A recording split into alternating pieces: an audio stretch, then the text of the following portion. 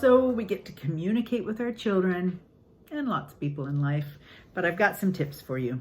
We're all different, and because we're all so different, it takes a lot of time to communicate and understand another person's point of view. The words and the deeds that we have, that we say, that we do, need to be filled with kindness, charity, goodness, so that as we communicate, it goes smoothly and can be appreciated. And something I wish I'd done more of in my parenting is to listen. A lot more listening. I do remember being told we have one mouth and two ears, and that's on purpose so that we will listen more than we talk. And I wish I had taken that to heart. I just remember so many teaching moments there. I just have something to get across. But if I could have just asked questions. To ask questions and then to be quiet and listen. So I encourage you to do that. I had a friend that when I mentioned that Joe and I were young parents starting to do our PFCs, our monthly individual child interviews with our children.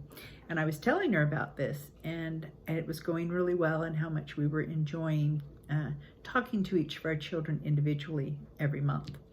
And just seeing how they're doing, letting them self-evaluate, sharing their goals and how they were doing on things. And she said, my dad tried to do that with us.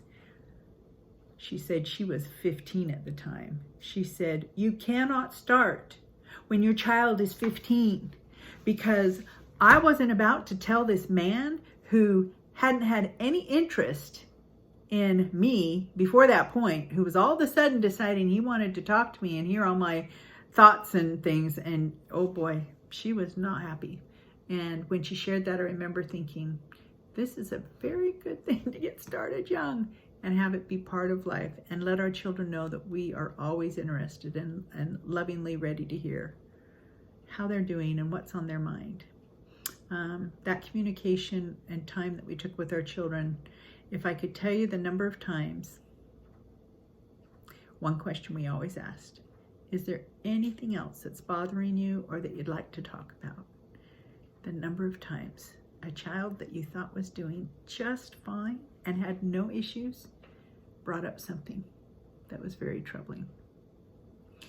And so thankful that we were taking the time to listen, and that they had this moment in time that they could have a voice and share with us what was bothering them. Then we could follow up and help them, and it was good. Great communication time. Mommy-son date, daddy-daughter date, daddy-son date, great time to get away, do something fun, simple, but just talk one-on-one. Waiting up for your child when they're coming home from a date or an activity. When they get home, that is when they're ready to share what happened. If you were asleep and the next morning, well, how did last night go? Fine. The excitement's gone. Whether it was good or bad, they're not ready to talk about it usually at that point. So if you can, wait up and talk to them when they come through the door. I call it being at the crossroads. Even when they're coming through the door from school in the afternoon, if at all possible, be there.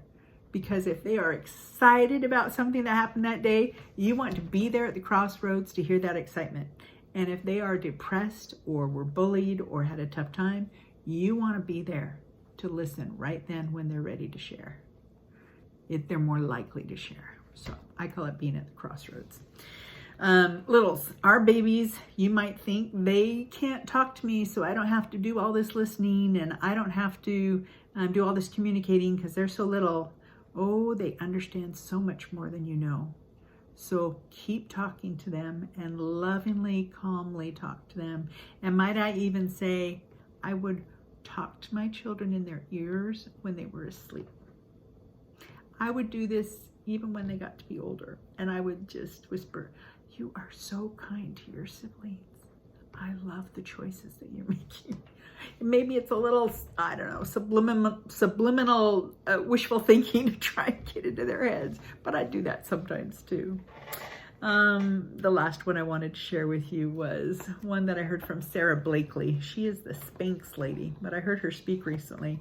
And she said that her father wanted to know, what did she and her brother fail at every day at the dinner table? And if they said we didn't fail at anything, he was despondent. And if they shared what they failed at, he'd give them a high five, and he was so excited because by failing, they are learning.